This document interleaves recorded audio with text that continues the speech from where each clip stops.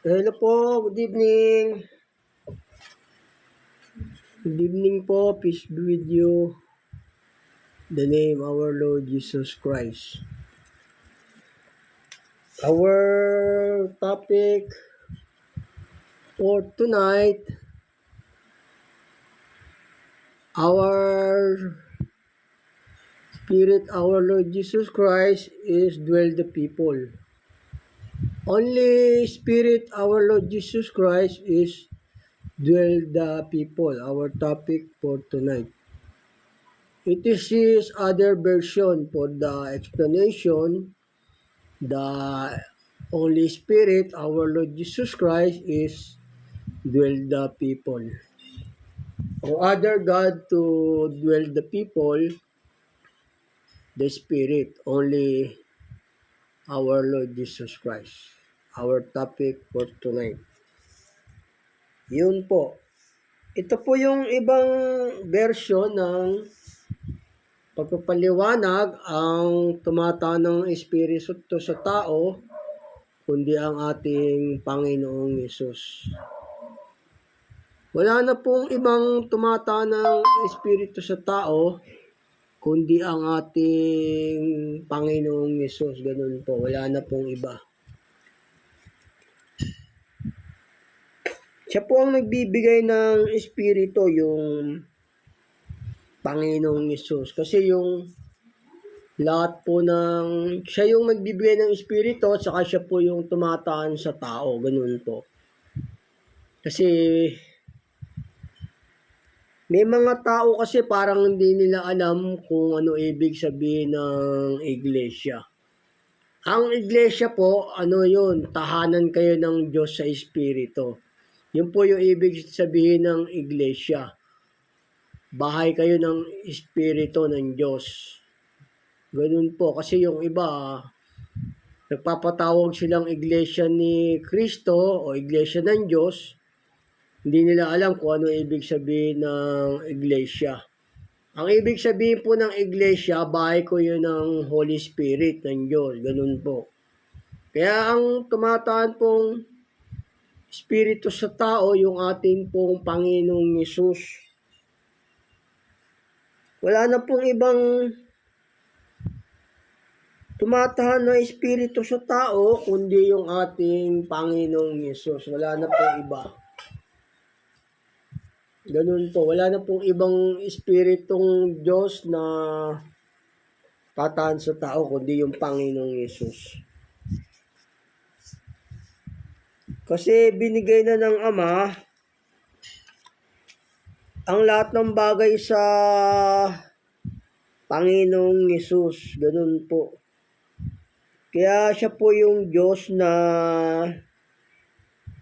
tumatahan sa tao. Wala na pong Diyos na tumatahan sa tao, kundi po yung ating Panginoong Yesus.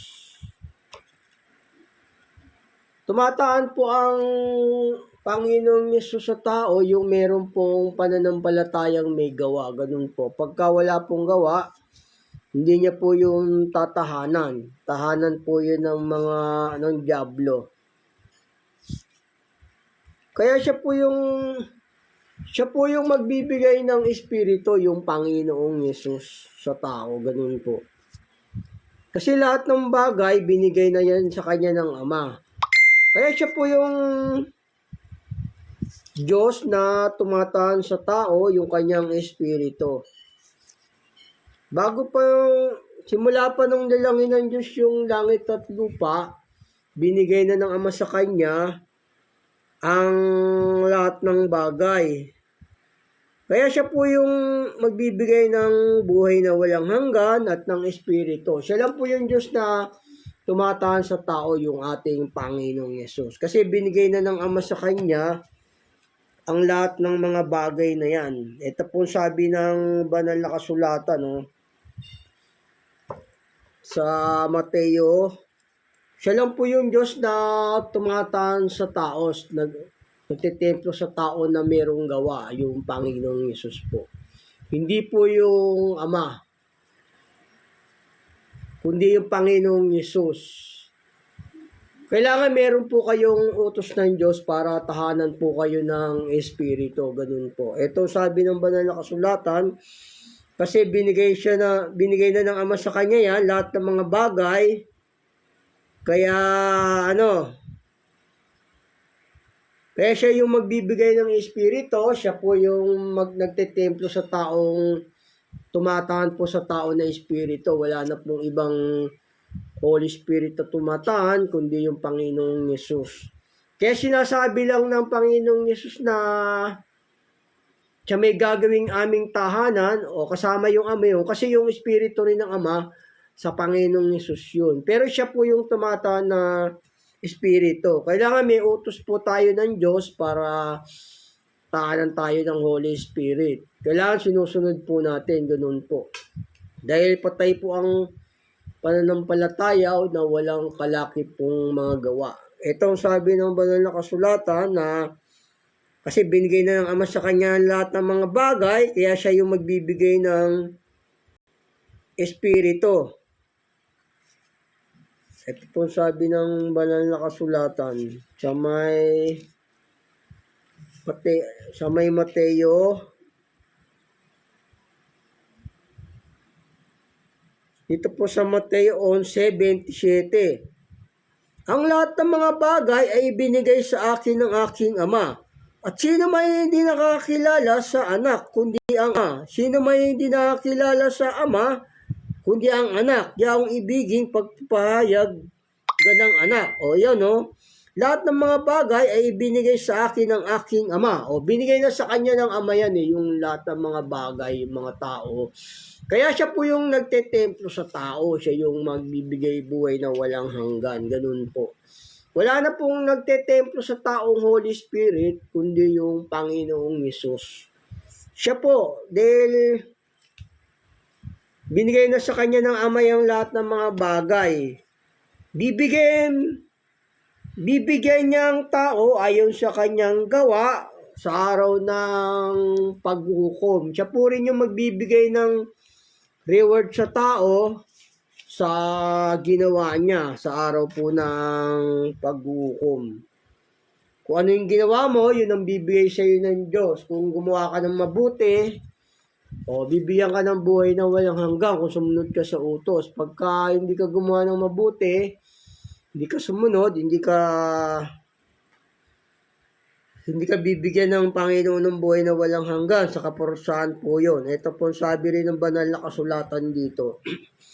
Sa Mateo 18:27, sapagkat ang anak ng tao ay paparitong sa kalwalatian ng kanyang Ama, nakasama ang kanyang mga anghel. At kung magkagayon, bibigyan niya ang bawat tao ayon sa kanyang mga gawa. O siya po yung magbibigay ng ganti sa tao kung ano yung ginawa. Kung naglingkod ka ba sa kanya, o ganon, kung ano yung ginawa mo sa utos, yun ang, kung tinupad mo yung utos, magkakaroon ka ng buhay na walang hanggan. Ganun po siya. Kasi binigay na ng Ama sa lahat ng mga bagay sa Panginoong Yesus. Kaya siya po yung nagtetemplo sa tao. Wala na pong ibang Diyos na nagtetemplo sa tao, kundi yung ating Panginoong Yesus. Kailangan kakainin natin yung kanyang salita, susundin po. Wala na pong iba. Kaya nga sabi, di ba?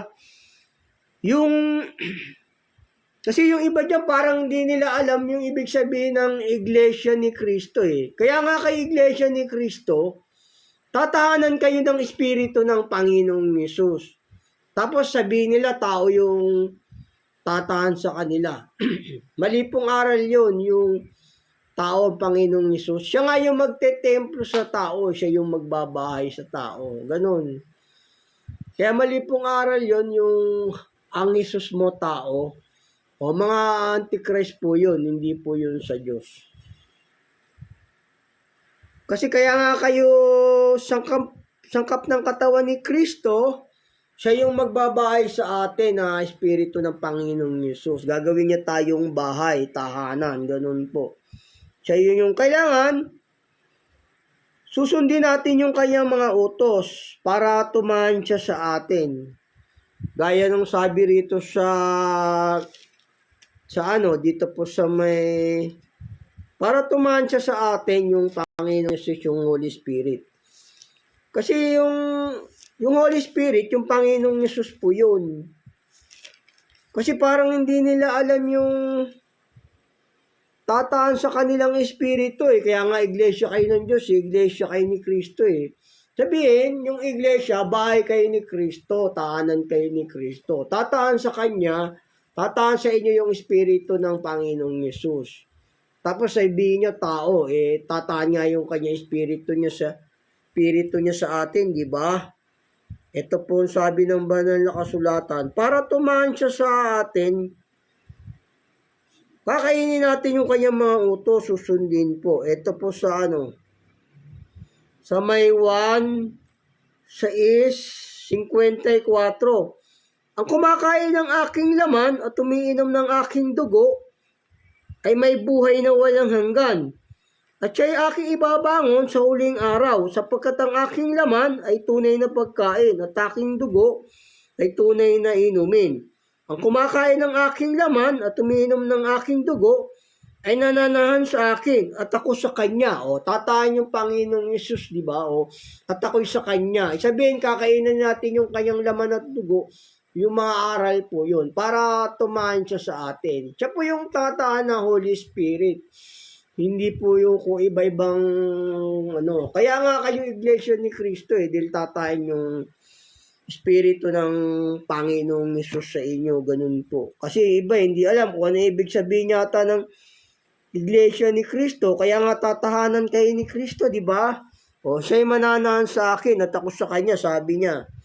Ayun po, tahanan kayo ng Holy Spirit pag sinunod yung mga utos ng Diyos. Ang tataan sa atin yung Panginoong Yesus po, ganun po. Pag sinunod natin yung utos niya, yung kinakain natin siya, tataan siya sa atin. Ganun po. Kaya mali pong aral yun, yung Jesus nyo, tao ba? Mga bulang mangangaral po yun. Yung Jesus, tao, bulaan po yun. Hindi po sa Diyos na sekta yun. Kasi siya lang yung tatahan na espiritu sa tao, wala nang iba. Basahin ko sa inyo muli rito sa 1:56. Ang kumakain ng aking laman at umiinom ng aking dugo ay nananahan sa akin at ako'y sa kanya. Yung Panginoong yung sa iyo, di ba? Sabing ganoon. Kaya siya yung Diyos na tumataan sa tao. Kailangan meron kayong utos ng Diyos. Meron tayong utos ng Diyos na sinusunod para manahan sa atin yung kanyang espiritu, ganun po. Hindi po tao yung tataan sa magtetemplo sa tao, hindi po. Diyos po yun, anak ng Ama, na magtetemplo sa atin. Kaya nga kayo tinatawag na Iglesia ni Cristo, Iglesia ng Diyos Dahil yung gagawin kayong bahay ng Holy Spirit, yung Panginoong Yesus po yun. Kailangan may utos na sinusunod, ganun po. Iniingatan yung utos sa puso. Gaya sabi ng Panginoong Yesus dito sa may 8 ng 1:31.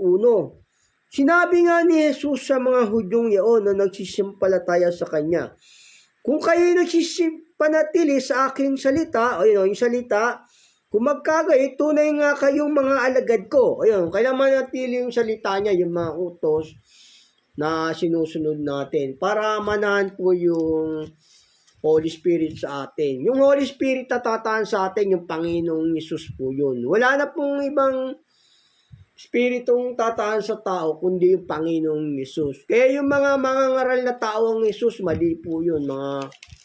Mga bulaang mangangaral po yun yung diablo, hindi po yung tama. Kasi siya lang yung Spiritong tataan sa tao, wala na pong iba. Kailangan yung utos, sinusunod ganun. Para kasi siya yung magbibigay ng buhay na walang hanggan sa tao. Kasi binigay na ng Ama sa kanya yung lahat ng mga bagay Kaya siya yung magbibigay ng Holy Spirit para yung taong sasampalataya magkaroon ng buhay na walang hanggan, bibigyan niya ng kanyang espiritu. Ito po sabi ng banal na kasulatan, kasi binigay na sa kanya ng Ama ang lahat ng mga bagay para bigyan niya ng buhay na walang hanggan, bigyan niya ng espiritu, ganun po. Yung Panginoong Yesus po yun, yung magtetemplo sa tao, magbabahay sa tao. At wala na pong ibang magbabahay sa tao, kundi yung Panginoong Yesus, yung magtetemplo lang. Magtetemplo sa tao yung Panginoong Yesus. Kasi binigay na ng Ama sa Kanya ang lahat ng mga bagay. Gaya ng sinabi rito ng Panginoong Yesus sa 1:17, 1:2. Ang mga bagay na ito ay sinilita ni Jesus. At sa pagtingala ng kanyang mga mata sa langit ay sinabi niya, Ama, dumating na ang oras, luluwalhatiin mo ang iyong anak upang ikaw ay luluwalhatiin ng anak. Gaya ng ibinigay mo sa kanya ang kapamahalaan sa lahat ng laman. O lahat ng laman, siya yung magtetemplo, magbibigay sa kanya, magbibigay ng buhay na walang hanggan yung Panginoong Yesus. Upang bigyan niya ng buhay na walang hanggan ang lahat ng ibinigay mo sa kanya. O siya yung magtetemplo, di ba? O lahat ng binigay sa kanya ng Ama, o bibigyan niya ng buhay na walang hanggan yun. Yung kakainin natin yung kanyang utos, susundin natin, ganun po. Bibigyan niya ng espiritu para magkaroon ng buhay na walang hanggan, ganun. Gaya nung kausap niya yung babae sa may balon ng tubig, di ba? Sabi niya rito sa yung espiritong ibibigay niya, o yung tubig, espiritu yun. Siya yung magbibigay ng espiritu, yung Panginoong Yesus. Gaya sabi sa baing Samaritana, di ba, yung kausap niya, yun, bigyan siya ng tubig, pero yung bibigay niyang tubig, espiritu po yun na nagbibigay buhay na walang hanggan. Kaya sabi rin dito ng Panginoong Yesus dito, sa may 1:7, sa 1:7:37. Nang huling araw nga na dakilang araw ng kapistahan, si Jesus ay tumayo at sumigaw na nagsasabi, kung ang sino man tao ay nauuhaw ay pumarito siya sa akin at uminom. Ang sumasampalataya sa akin, gaya ng sinabi ng kasulatan, mula sa loob niya ay aagos ang ilog ng tubig ng buhay. Ngunit ito'y sinilita niya tungkol sa espiritu natatanggapin na nagsisisampalataya sa kanya. Yung espiritu yung ibibigay niya. Siya yung magbibigay ng espiritu, yung Panginoong Yesus. Siya po yung magtetemplo sa tao, magbabahay. Only our Lord Jesus Christ is dwell the Spirit. For the people have a faith. Ganun po. Hindi po yung iba-ibang espiritu tataan sa tao, kundi yung Panginoong Yesus. Siya po yung magbibigay ng espiritu. Siya po yung tanging nagtetemplo sa tao, nagbabahay, ang Panginoong Yesus. Diyos po yun, hindi po yung tao. Kasi parang hindi nga alam ng iba dyan na ibig sabihin ng iglesia Kaya nga kay iglesia ni Kristo, iglesia ng Diyos. Sabihin, bahay kayo ni Kristo, bahay kayo ng Diyos, templo kayo ng Holy Spirit. Siya po yung magbabahay sa atin. Meron bang magbabahay sa tao na tao? Hindi. Ang espiritu kasi ng tao, hindi pwede makapagbigay ng buhay na walang hanggan. Kundi yung Panginoong Yesus lang. Kasi Diyos yun na nagkatawan tao. Ganun po. Gaya ni Maria, di ba? Nagkatawan tao siya ron. Yung katunayan na ang Panginoong Yesus, siya talaga yung nagtetemplo sa tao, di ba? Nagkatawan tao nga siya kay Maria, di ba? Ganun po. Katunayan na siya talaga yung nagtetemplo sa tao, nagbabahay, di ba? Gaya sa Lucas, siya yung pumasok siya kay Maria na nagkatawan tao, di ba? Siya po talaga ang nagtetemplo sa tao. Kaya mali po yung aral nyo na ang Panginoong Yesus, tao sa likas na kalagayan. Kasi siya yung nagbabahay, nagtetemplo sa tao, wala na pong iba. Ito pong sabi ng banal na kasulatan dito. Siya yung nagbabahay sa tao, wala na pong iba. Ito pong sabi ng Lucas dito po sa Lucas, sa katunayan na siya talaga yung nagtetemplo sa tao, gaya ni Mama Mary, di ba? O, pumasok siya ron, nagkatawan tao siya, di ba? O, ganun. Ito po sabi ng banal na kasulatan dito. Sa may Lucas 1, dito po sa Lucas 1:24 para medyo mahaba. At pagkatapos nga ng mga araw na ito ay nagli ang kanyang asawa, ang si Elizabeth. At siya'y lumigpit ng 5 buwan na nagsasabi, ganito ang ginawa ng Panginoon sa akin sa mga araw nang ako'y tignan niya, upang alisin ang aking kaduwagihan sa gitna ng mga tao. Na ika-6 nga ng buwan nga, sinugo ng Diyos ang anghel Gabriel sa isang bayang Nazaret, ngalay Nazaret, sa isang dalagang mag-aasawa sa isang lalaki, na ang kanyang ngalay Jose, sa angkan ni David. At Maria ang pangalan ng dalaga, at pumasok sa kiroonan niya, at sinabi, magalak ka, ikaw na totoong pinakamamahal. Ang Panginoon ay sumasa iyo. O kita nyo nga, si Maria, pumasok yung Panginoong Yesus. O kaya katunayan, ang nagtetemplo sa tao, yung Panginoong Yesus po. Kasi siya nga yung nagkatawan tao kay Maria, di ba, pumasok. O ganun din yung sa taong sasampalataya sa Panginoong Yesus. Siya po yung nagbabahay, yung Panginoong Yesus. Siya po yung nagtetemplo sa tao. Kaya mali po yung aral ninyo, yung Yesus nyo tao, mali po yun. Mga antikristo po kayo dyan. Yung ang Yesus nyo tao, siya nga yung magbabahay sa tao eh. Siya nga yung magtetemplo eh. Ganun po, ang magtetemplo sa tao, yung bumili sa ating mga kasalanan. Ito sabi na, ito katunayan dito na ang nagtetemplo sa tao talaga, yung Panginoong Yesus, di ba, nagbabahay, gaya si Maria. O di ba, tumahan siya kay Maria, nagkatawan tao. O ganun, siya po yung, kaya mali aral nyo ang Yesus yung tao, mga bulaan po yan, wala pong kaligtasan dyan. Gagawin tayo ng bahay ng Diyos gagawin tayong bahay niya sa Espiritu pag sinusunod po natin yung utos. Siya po yung magtetemplo sa tao. Ito sabi ng banal na kasulatan, no? Etong sabi ng banal na kasulatan dito sa 1 Corinto 3:16. O hindi ba ganinyo nalalaman na kayo'y templo ng Diyos at ang Espiritu ng Diyos ay nananaan sa inyo? Kung gibain ng sino man ang templo ng Diyos, siya igigiba ng Diyos, sapagkat ang templo ng Diyos ay banal, na ang templong ito ay kayo. O yun, siya yung magte-templo, yung Panginoong Yesus. Yung bumili sa kasalanan, gaya ni Maria, di ba? Ay, no, ang katunayan, siya ngay nagte-templo sa tao, di ba? Si Maria, pumasok siya kay Virgin Mary, nagkatawan tao. Wala na pong ibang nagtetemplo sa tao. No other God who dwell the Spirit. Only our Lord Jesus Christ lang. Ganun po. Siya po yung magtetemplo sa atin. Ito rin sabi ng banal na kasulatan dito. O sabi rito.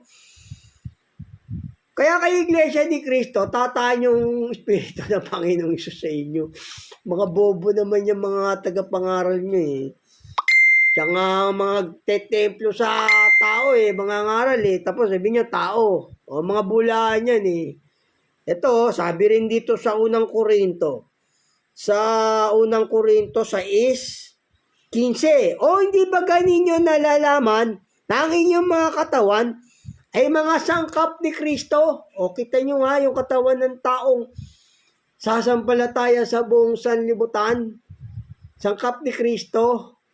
O, siya yung magbabahay sa tao, siya lang po yung espiritu ang kanyang espiritu lamang ang magbabahay sa tao, wala na pong ibang Diyos, hindi po si Buddha, o hindi po si Moloch, o si Beelzebub, hindi po. Yung Panginoong Yesus lang yun, yung magtetemplo sa taong may pananampalataya sa Diyos. Pero ang tatana suwail naman, na espiritu, gaya ng si Beelzebub po yun, yung mga, ang Yesus mo tao, si Beelzebub po yung tumataan sa kanila doon. Hindi po yung Panginoong Yesus. Kasi ang lahat ng sasampalataya sa Panginoong Yesus sa sanlibutan na susunod sa utos, siya po yung magbabahay, magtetemplo. Ganun po. Ito, basahin ko sa inyong muli, oh. O hindi ba ninyo nalalaman na ang inyong mga katawan ay mga sangkap ni Kristo? O yun, sangkap ni Kristo. O, dito sa 19. O hindi ba ninyo nalalaman na ang inyong katawan ay templo ng Espiritu Santo na nasa inyo, na tinanggap ninyo sa Diyos? At hindi kayo sa inyong sarili.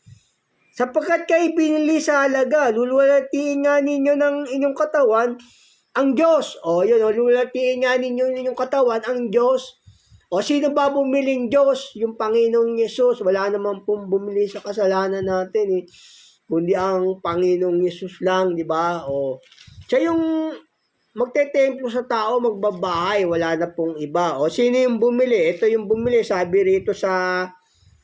O yung bumili, wala naman pa po kasing bumili sa atin, kundi yung Panginoong Yesus lang eh. Siya yung tumubos lang sa kasalanan natin eh. Siya po yung nagtetemplo sa tao, wala na pong iba. Ito sabi ng banal na kasulatan, no? Dito po sa ano...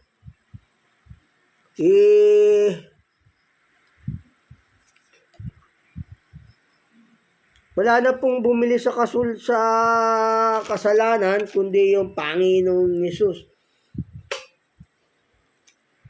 Siya lang po yun. Siya lang po yung magbabahay sa tao. Ito sabi, di ba, yung bumili, ito po sabi sa banal na kasulatan. Basahin ko sa inyong muli, no? Yung bumili sa tao na mga kasalanan, yun po yung magbabahay sa tao, tataan sa inyo. Iglesia kayo ni Kristo, tapos tao sa iyo, iglesia ni Kristo. Yung Kristo nyo, tao. Paano tataan yung espiritu ng tao? Hindi naman pwedeng makataan yung espiritu ng tao sa tao. Ayan, bumili ng kasalanan, no? Yung Panginoong Yesus, siya yung sangkap ng katawan. O, basahin ko sa inyo muli, no? Para maintindihan nyo. Siya yung bumili sa kasalanan, yung Panginoong Yesus. Dito po sa unang Korinto 6:19. O hindi ba ninyo nalalaman na ang inyong katawan ay templo ng Espiritu Santo na nasa inyo, na tinanggap ninyo sa Diyos at hindi kayo sa inyong sarili? Sapagkat kayo pinili sa halaga, luluwalhatiin nga ninyo na inyong katawan ang Diyos. O yan o.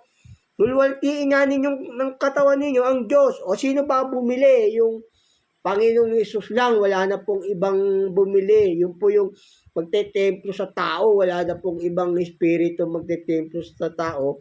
Kundi Panginoong Yesus yung bumili. Ito yung bumili. Sa katunayan, ang bumili, ito sa may ikalawang Pedro 2. Ito po sa ikalawang Pedro 2:1. Ngunit may nagsilitaw din naman sa bayan ng mga bulaang propeta na gaya naman sa inyo. Magkakaroon ng mga bulaang guro, mga papasok ng lihim ng mga makakapahamak na mga hidwang pananampalataya, na itatatwa pati ang Panginoon na bumili sa kanila. O, no? O, yun, no? Itatatwa nila yung Panginoon na bumili sa kanila. O, itinatatwa nila yung Panginoong Yesus na bumili. Tao lang yan, tao. Siya nga yung bumili, siya nga yung Espiritu Santo. Tataan sa tao, di ba? Wala namang iba eh. O siya yung bumili, itinatatwa ng mga bulaan mangaral. Gano'n, ayun, itatatwa nila. Siya lang po yung bumili ng kasalanan, yung Panginoong Yesus. Wala na pong iba. Siya po yung nagbabahay sa atin. Ganun po.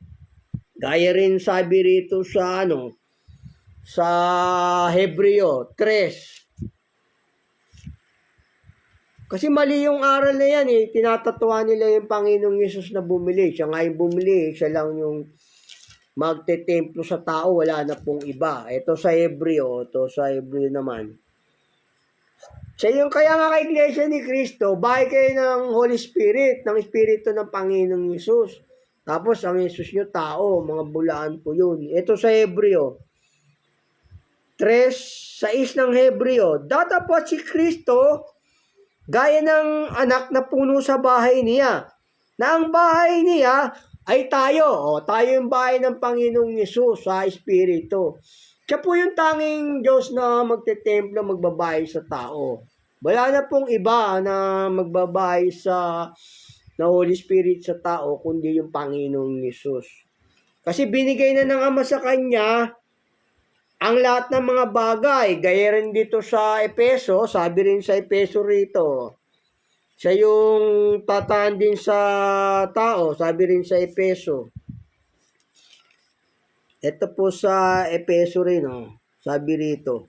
Sa may 16, upang sa inyo ipagkaloob niya ay sa mga kayamanan ng kanyang kalwalatian na kayo palakasin ng kapangyarihan sa pamagitan ng kanyang espiritu sa pagkataong loob, na si Kristo ay manahan sa inyong puso sa pamagitan ng pananampalataya. Sa pamagitan ng pananampalataya, yung manahan yung espiritu niya sa ating mga puso Kaya mali po yung Antikristo po yan, yung mga Jesus nyo tao, magsilabas kayo dyan, mga wala pong kaligtasan doon. Siya lang po yung magtetemplo sa tao, wala na pong iba. Kaya mali po yung aral yung ang Jesus nyo tao siya nga lang ang magbabahay sa tao Siya ang magbibigay ng espiritu sa tao na mayroong pananampalataya. Kasi lahat ng mga bagay, ibinigay na sa kanya ng Ama yun, ganun. Kaya meron tayong utos ng Panginoong Yesus na sinusunod. Kaya mali pong aral yun, yung Jesus nyo tao, yung ating Panginoong Yesus, ang magbibigay lang ang magbabahay sa tao dahil binigay na ng Ama ang lahat ng mga bagay sa Kanya para bigyan niya ng buhay na walang hanggan. Ito rin po sabi sa banal na kasulatan dito sa may Galatia 4:6. Ang Panginoong Yesus lang ang magbabahay sa tao, magtetemplo sa tao. Wala na pong ibang Diyos o Holy Spirit, kundi yung Panginoong Yesus. Kaya ang Yesus yung tao dyan, mga bulaan po yun. Ito rin po sa Galatia 4:6. At sapagkat kay mga anak, ay sinugo ng Diyos ang Espiritu ng kanyang anak sa ating mga puso na sumisigaw, Aba, Ama. Sinugo ng Diyos Ama yung Espiritu ng kanyang anak sa ating mga puso Tapos sabihin nyo si Panginoong Diyos tao. Siya nga lang ang magbabahay sa tao, yung Panginoong Yesus magtitemplo Kaya nga kayong sangkap lahat ng katawan ni Kristo, di ba? Sabi sa unang Korinto, ganun po, tataan yung Espiritu ng Panginoong Yesus sa atin. Siya lang po yung tataan ng Espiritu. Kailangan, may utos tayo niyang sinusunod. Pagka hindi nyo sinusunod yung utos niya, wala kayong Espiritu ng Diyos. Sa susunod, maganda yung aral ko sa inyo, yung the destiny for salvation to everlasting life, and then destiny to no salvation to going to death. Yung po next na tuturo ko sa inyo. Kasi pag wala kang Espiritu ng Diyos, patay ka. Kaya yung mga Jesus na tao, mga patay po yun. Wala pong kaligtasan doon. Yung ang Jesus mo tao, wala pong Espiritu ng Diyos yun. Kasi wala pong Espiritu ng Diyos sa mga ganun. Espiritu ni Beelzebub po yung tumataan doon, yung ang Jesus mo tao, o Espiritu po ni Beelzebub. Kasi ang ating Panginoong Yesus, di ba? Sabi dun sa may Korinto, tayo sangkap ng isang katawan ni Kristo, di ba? Sa buong mundo yon, yung bawat church na sumasampalataya sa Kanya, ganun po. Gaya rin sabi rito, sa may unang Korinto 12:27, kayo nga ang katawan ni Kristo. Tanyo, kayo nga ang katawan ni Kristo, sabi rito. Sabihin, katawan tayo ni Kristo, meron tayong parts of the Spirit. Every person, give that our Lord Jesus Christ to Spirit. Ganun po. Hindi po yung taong Panginoong Hesus. Siya nga yung magbabahay sa tao eh. Tapos sabi niya tao. O basahin ko sa inyo muli rito. Tapos papatuloy ko. Dito sa unang Korinto 12:27. Kayo nga ang katawan ni Kristo at bawat isa'y sama-samang mga sangkap niya. O, bawat isa, sama-samang sangkap ha. O, lato, yung merong pananampalatayang may gawa. Ganun po. At ang Diyos ay naglagay ng ilan sa iglesia. Unang-una yung mga apostol, ikalawa yung mga propeta, ikatlo yung mga guro. Saka mga himala, saka mga kaloob na magpapagaling, mga pagtulong, mga pamamahala, at mga iba't ibang mga wika. O yun o. Lahat mga sangkap ng katawan ng Panginoong Hesus. Sabihin, bibigyan niya ng espiritu yung mga sumasampalataya sa Kanya. Tataan yung espiritu ng ating Panginoong Hesus. Kaya sabi nga, kung sino man ay magbukas ng kanyang pintuan, o tataan akong kasama niya, di ba? O sabi sa Apokalipsis, kaya siya lang po yung Diyos na magbabahay sa tao, wala na pong iba. Ito sabi ng Panginoong Hesus dito. Para malaman nyo na siya talaga yung magbabahay sa tao, papasok siya. Papasok sa atin, ha? Yung Panginoong Hesus. O, wala na pong iba, di ba?